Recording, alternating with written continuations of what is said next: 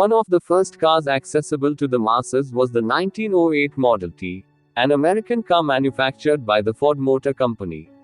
The Model T, also known as the Tin Lizzie, it was introduced to the world in 1908. Henry Ford wanted the Model T to be affordable, simple to operate, and durable.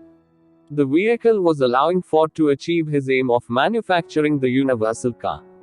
The Model T was manufactured on the Ford Motor Company's moving assembly line at Ford's revolutionary Highland Park plant.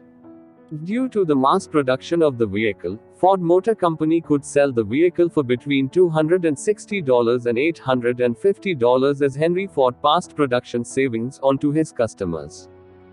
The Model T was first tested by Henry Ford himself, who took the vehicle on a hunting trip to Wisconsin and northern Michigan.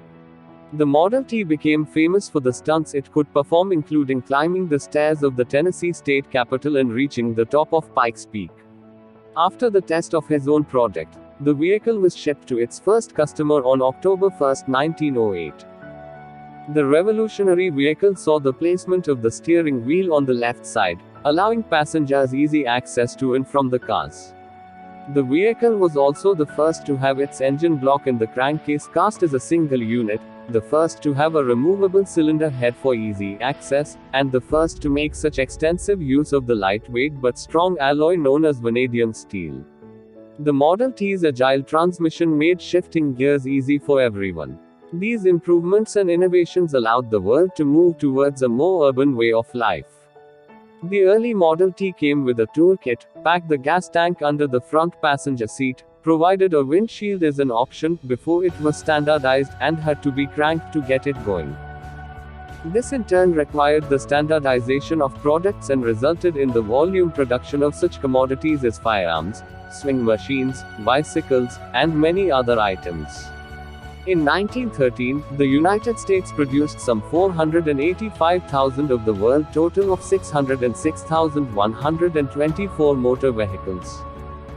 The Ford Motor Company greatly outpaced its competitors in reconciling state-of-the-art design with moderate price. Cycle and Automobile Trade Journal called the 4-cylinder, 15 horsepower, $600 Ford Model N, 1906-1907, the very first instance of a low-cost motorcar driven by a gas engine having cylinders enough to give the shaft a turning impulse in each shaft turn, which is well built and offered in large numbers.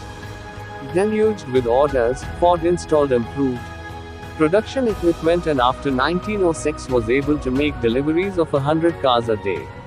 By the time the Model T was withdrawn from production in 1927, its price had been reduced to $290 for the coupe, 15 million units had been sold, and mass personal automobility had become a reality.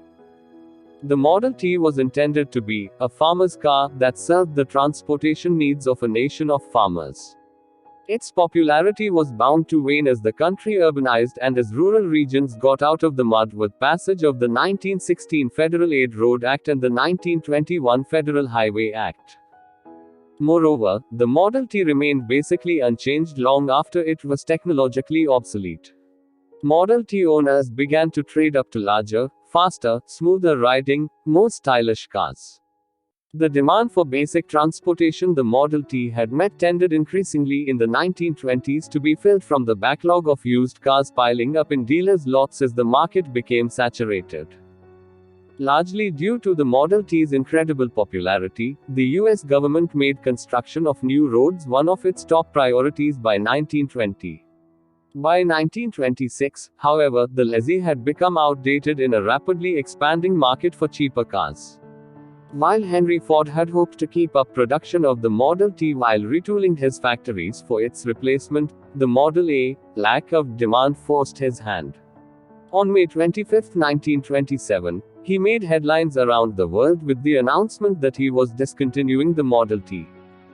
After production officially ended the following day, Ford factories shut down in early June, and some 60,000 workers were laid off. The company sold fewer than 500,000 cars in 1927, less than half of Chevrolet's sales. The Model A's release beginning in select cities that December was greeted by throngs of thousands, a tribute to Ford's characteristic ability.